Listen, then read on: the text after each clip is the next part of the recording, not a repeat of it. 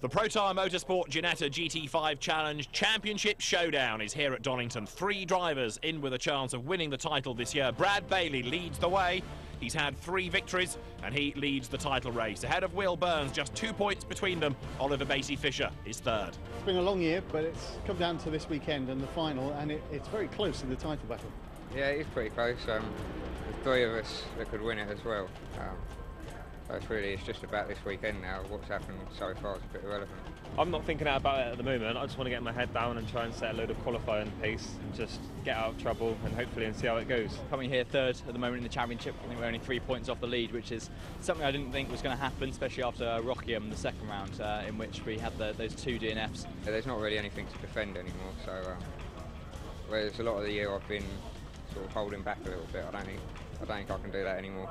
I know I'm in the best position with my team. I just need to try and just go for it and see how it goes. So fingers crossed. I came here as the underdog anyway. Third, I'm pretty sure I've almost secured third in the championship. So I haven't really got anything to lose, but I've got everything to gain. There are 3 races here at Donington this weekend. Going into the first of them, Brad Bailey heads the championship by 2 points from Will Burns. Oliver Basie-Fisher is 1 back. David Pittard is missing. He could be overhauled by Luke Davenport. Clive Richards is 6th in the G40s. Stuart Pearson's already won the G20 class from Brian Murphy. Mark Despong's 3rd from Johnny Greenwood and David Pattison. Then Nick Zapolsky 6th.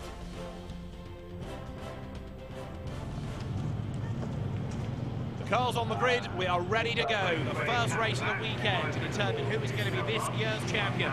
Oliver Basie-Fisher, 4 times a winner, versus Brad Bailey with 3 wins, versus Will Burns with 7. And the first 20-minute race is go. The lights go out. Good start made by Luke Davenport. The cars sprint their way down towards Redgate for the first time. And Brad Bailey it is who moves across and covers the line as they break for Redgate corner. Bit of a lock-up in the pack, though. In 2nd place as they turn into Redgate is Oliver Basie-Fisher. Jake Giddings is 3rd. Luke Davenport 4th. And George Gamble up on the inside of him. Downhill for the first time, Oliver Basie-Fisher leads the way. He gets himself ahead of Brad Bailey, and that is crucial for his hopes in the championship. He's got to get himself ahead and outscore Burns and Bailey. Bailey is 2nd, but not for long, because now up on the inside goes Giddings. Brad Bailey drops back into 3rd place. George Gamble 4th as the cars work their way up now towards Schwantz Curve for the first time.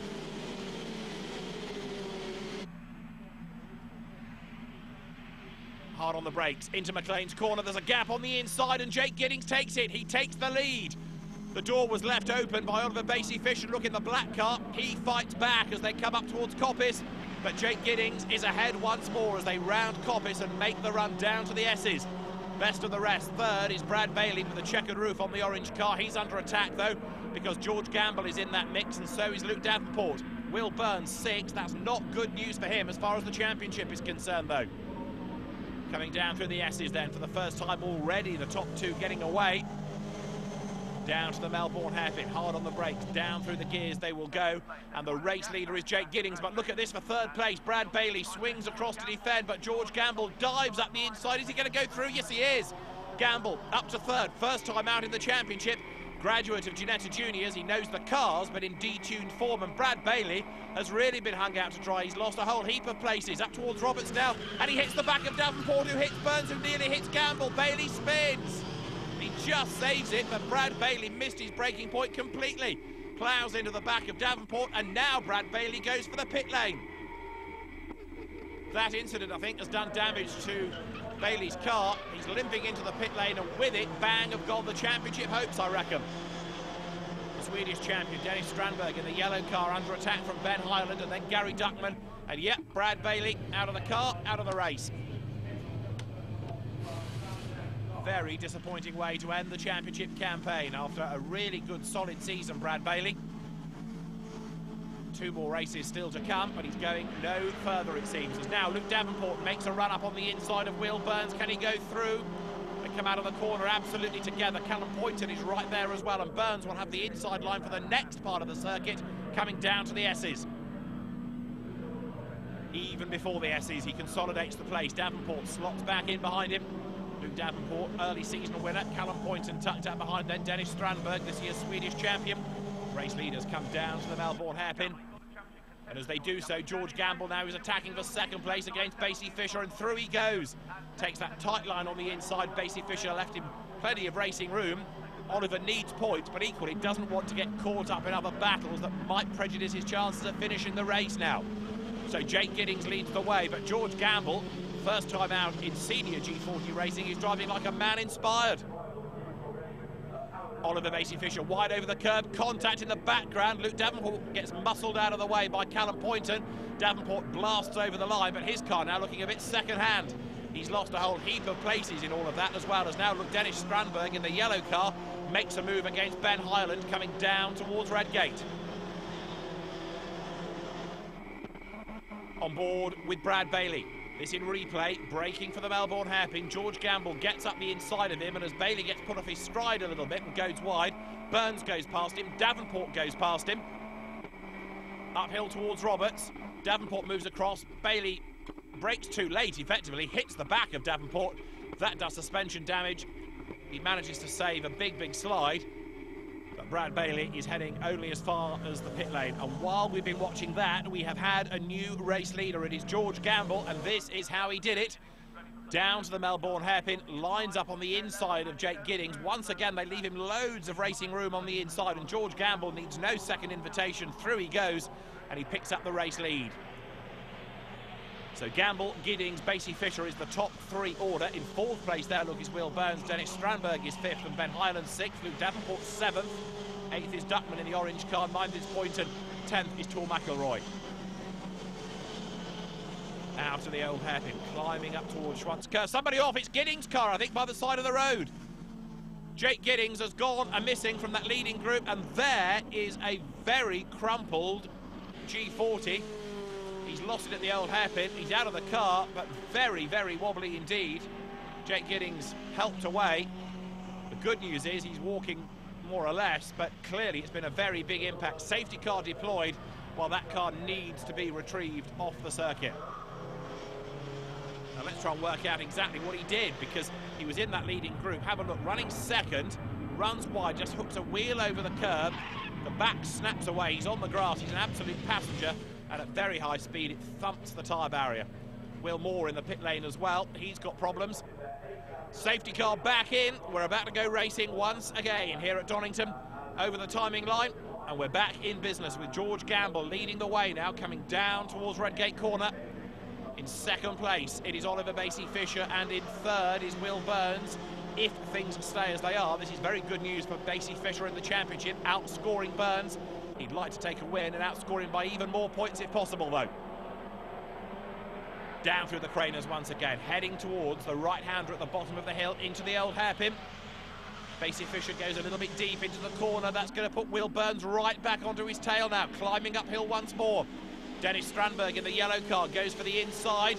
Burns tries to fend him off and attack on for Basie Fisher at the same time. They break now for McLean's, and Basie Fisher hangs on in there. Burns through on the inside, up into third place, and then in fourth, falling back behind them, is Dennis Strandberg. He's new to Donington, he's doing a very good job here, but ahead of him is a championship situation that he's trying not to interrupt. Oliver Basie Fisher, if he outscores Burns, will lead the championship going into the last race here.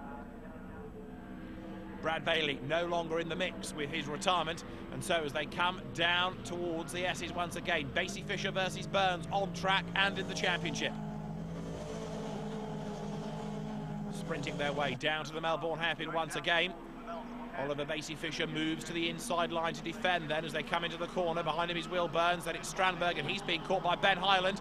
Now wide out goes Basie Fisher. There's a spin, that's Nick Flowers losing it, coming out of the right-hander of Coppice. Basie Fisher has managed to hang on to his place, look ahead of Will Burns, and then Dennis Strandberg is tucked up behind them as they break now for Roberts. Heading up towards the timing line, George Gamble is on his own up front. First time out, it looks as though he's heading for a victory, which would be a great result. Oliver Basie Fisher is second, and then third, side by side, look, Burns and Strandberg. But Strandberg on the outside line will have to give way as they turn into the corner. Onto the top of the craners once again, downhill they plunge.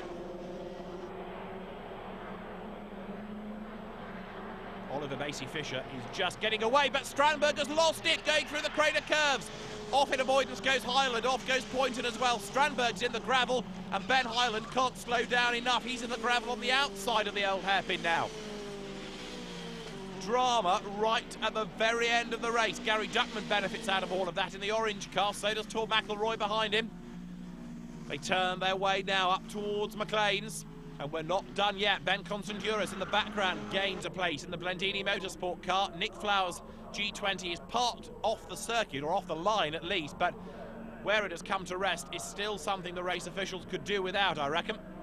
The race leader, however, is on his way down to the S's, and that race leader is set to become a winner. It's George Gamble. Now look at this train of cars. Duckman, McElroy, then you've got Constanduras. Hard on the brakes, they will come in a moment. Down towards the S's, Constanduras' car quivering under braking as he tries not to thump the back of McElroy. He skips over the curb, and now with Matt Flowers and Stefan Ranecki behind, they come down to the Melbourne hairpin. Duckman versus McElroy, side by side into the braking area. They turn their way into the corner, but it looks as though George Gamble is going to be on for a victory. First time out in senior G40 racing. He's done a bit of Formula Renault Winter Series. He was one of the stars of Ginetta Juniors 2 years ago, and George Gamble comes up now to take the checkered flag to win. Second over the line is Oliver Basie Fisher. That will move him into the lead of the championship.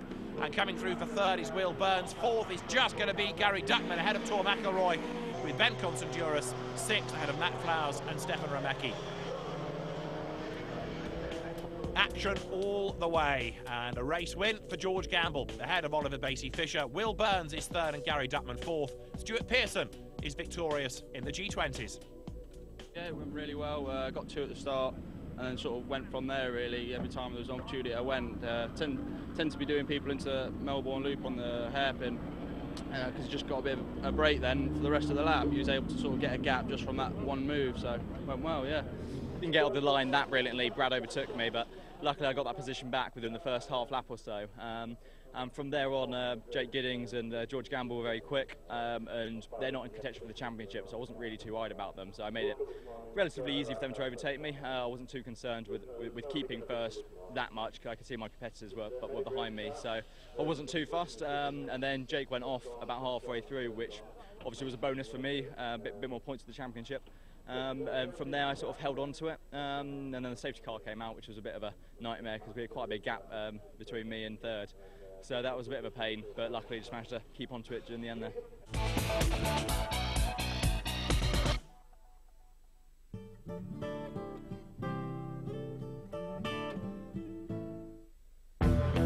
The city was ours, but we weren't going anywhere without the right gear. And that meant checking in at Giacomo. With big name brands in sizes small to 5XL, many in sizes exclusive to Giacomo, they just needed Freddie, and they were ready. For the book, call 0800 980 1180 and get 10% off your first order today. Go to giacomo.co.uk.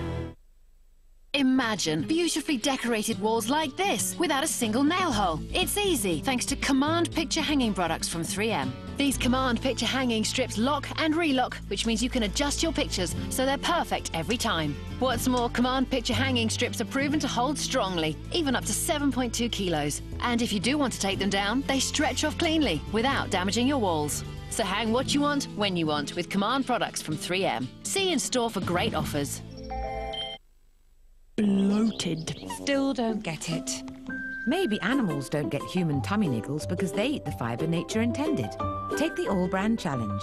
The natural wheat bran fibre will help you feel revitalised inside in just 5 days. Got that bit? Now there's new All Bran Red Berry Crunch to try the 5-day challenge. Delicious crunchy clusters bursting with strawberry and raspberry pieces. New All Bran Red Berry Crunch. Feel all brand new. If you suffer a serious injury, it may not only be you who suffers the consequences. At Owen Mitchell, our personal injury solicitors know that when it comes to getting on with your life again, compensation is only part of the story. So we will help you get the best possible medical care and rehabilitation, so you and your family can get the most out of life. That's why I'm with Owen Mitchell. Call us now to see how we can help you. Play exclusive X Factor games at Mecca Bingo and get a fantastic free gift every day you play. MeccaBingo.com. Come and play at our house. Unlike some, National Accident Helpline has a no-win, no-fee, no-risk guarantee. Call 0800 556 557 or go to underdog.co.uk. What sort of person turns you on? You'll find them all at adults.co.uk. Best of all, it's free to join. Adults.co.uk. Dating for everyone.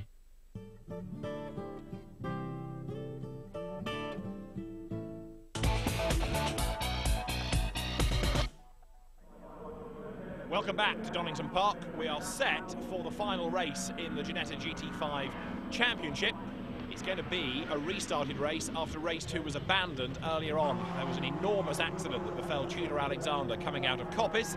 The race was abandoned. It has been put to the end of the day. Therefore, the drivers will lose one race, but we're ready for the championship showdown. The race was stopped very soon after Tudor Alexander's big off coming through Coppice, and he's been taken to hospital, but we are told has no serious injuries. This is the replay of how it all happened. Have a look ahead. Tudor Alexander's car gets struck by that of Mark de Spong, but comes back onto the road, and that just launches him, and over it goes. And the amount of energy, it just keeps on bouncing. Tudor Alexander, a very lucky man indeed. Yet again, Ginetta's have proved to be very strong cars, but the race, understandably, red flagged very quickly indeed. Marshall's on the scene. Tudor Alexander getting the best attention. When the race was restarted later in the day, it lost Brad Bailey on the very first lap. He had this big spin going down through the Craner curves. Thankfully, everybody avoided him somehow, but it was a really scary moment for him and for everybody else. Dennis Strandberg came off pretty badly. He went into the gravel on the outside of the corner, and Bailey, having had a retirement early in the day, was then hit head-on down at the bottom of the Craner curves. He thought he'd escaped, but then a rogue G20 arrived out of nowhere, hit him on the nose, and so the race once again had to be interrupted. Will Moore into the gravel up at Coppice. He was joined by Nick Zapolsky. Others went off in avoidance. It had a real end-of-term feeling to it. When the safety car peeled back in, Luke Davenport led the way, but Jake Giddings got up on the inside of him, turning through Redgate. Oliver Basie-Fisher set about George Gamble. The cars powered their way down towards the Craner curves, but for the drivers, they were about to discover that quite a lot of liquid had been left in that accident that Brad Bailey had before the safety car. Some drivers were prepared for it, others weren't, and as they turned in, many of them caught the oil and just ploughed off the road. Luke Davenport was the first to go. Tor McIlroy spun, Callum Poynton spun. Some couldn't even turn through the corner. Gary Duckman went all over the grass and the gravel. Others spun into view. Brian Murphy made contact with people. There were cars all over the road. There was only one option: red flag. The race was stopped, and the drivers, at least those that had survived thus far, were able to regroup and go again. A 12-minute restart to end the day. Finally, we're going to get the championship showdown underway. 4 points between Oliver Basie-Fisher and Will Burns. We go racing. 12 minutes to determine who is going to be champion then. Gravel dropped on the road by some of the cars that were in the gravel bed before the red flag came out, but we're racing finally. Luke Davenport leads on the way down towards Redgate Corner. Jake Giddings is alongside him. George Gamble turns his way through in third place, and that could well become second through Hollywood. 1 or 2 run really wide out of Redgate, all over the dirt. The Ginettas have been a bit rowdy, to say the least, all day long. They're not done yet. Davenport leading the way down now towards the old hairpin for the first time. Gamble is second, third is Jake Giddings. The rest of the pack turns its way through and now sprints uphill for the first time. Stefan Remecki in 89, one to watch. He got bogged down at the start of the green flag lap, has had to start from the back of the grid. So Davenport leading the way, turns his way now right through McLean's. Gamble is second, Giddings is third. And running a little bit wide there, look, number 20, the man who heads the G20 division, Stuart Pearson, this year's champion. Change for the lead on the inside. George Gamble launched himself up the inside there, going into Coppice, and he's put himself ahead of Luke Davenport now. Oliver Basie-Fisher needing in this last round of the championship to stay ahead of Will Burns. Down they come into the S's, but the race leader is George Gamble. He sets the car up, he goes left and then right through the S's onto the Grand Prix loop. And there's the battle between Basie-Fisher and Will Burns. Burns behind him, and that would be enough to give Basie-Fisher the championship. You don't drop scores in this. What you get, you keep. And therefore, whoever comes out on top is going to be the champion. Basie-Fisher fending off the challenge of Will Burns here, out of the Melbourne hairpin. You're riding with Will Burns. He's had more race wins this year than anybody else, 7 in total, but is he going to be denied the championship in the very last race? The race leaders come over the timing line. There's Tor McIlroy, former Caterham racer, who goes by, and now down they head towards the right-hander of Redgate Corner once again. The leader is trying to break away. That is George Gamble. Behind him, Luke Davenport is under attack because there, look to the inside line, goes Jake Giddings. Can't find a way by. McIlroy doing a good job. He's 4th. Basie Fisher is 5th. Burns is 6th. Now Basie Fisher makes a move, coming up towards Coppice. Can he get up alongside? Yes, he can. He uses the curb.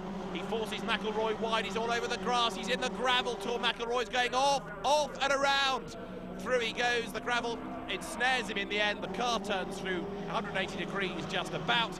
And Tor McIlroy is going no further. Look how slippery the S's has become now with all of that gravel across the road.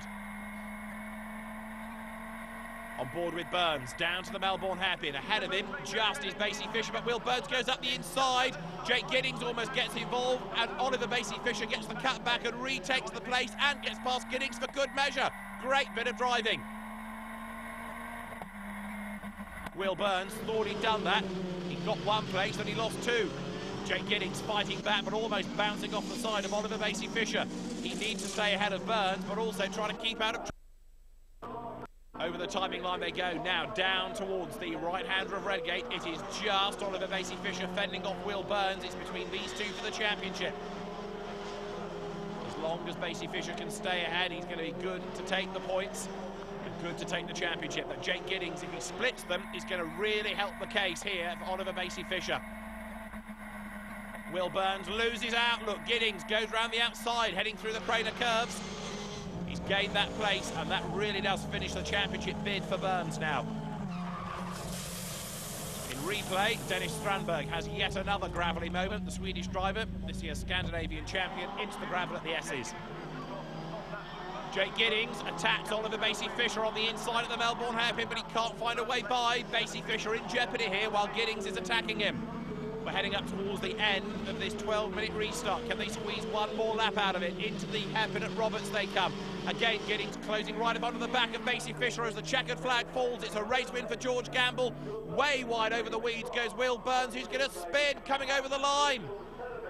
He goes all the way around, but as he sorts himself out, it is confirmation of a win in the race for George Gamble.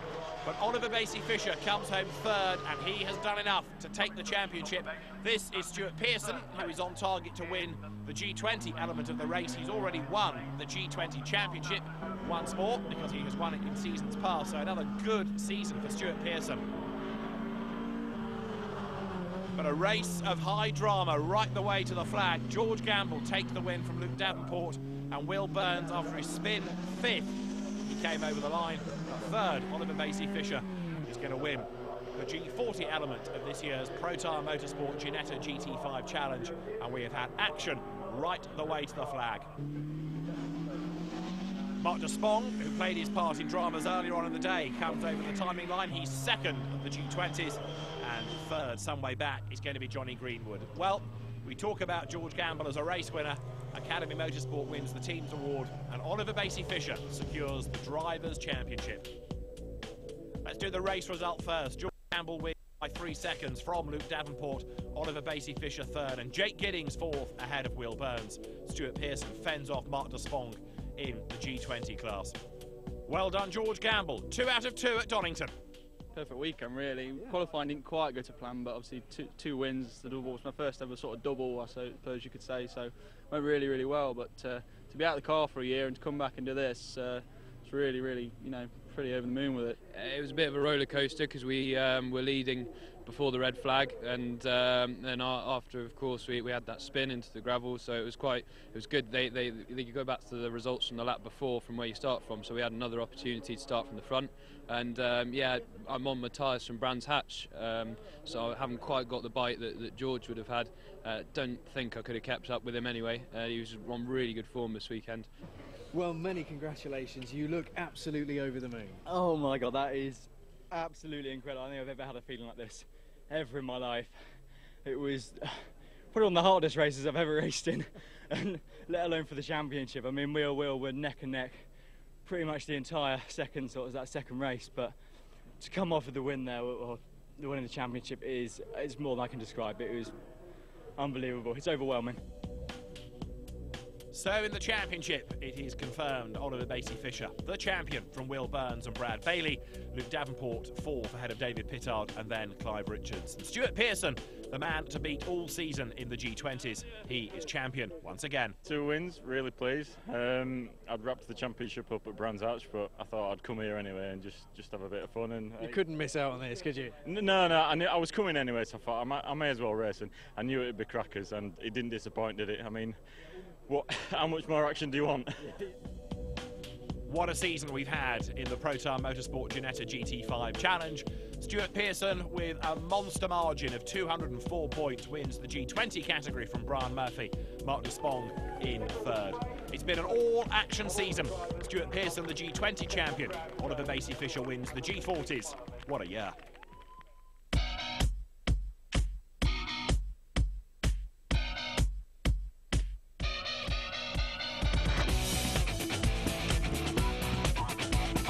Bye.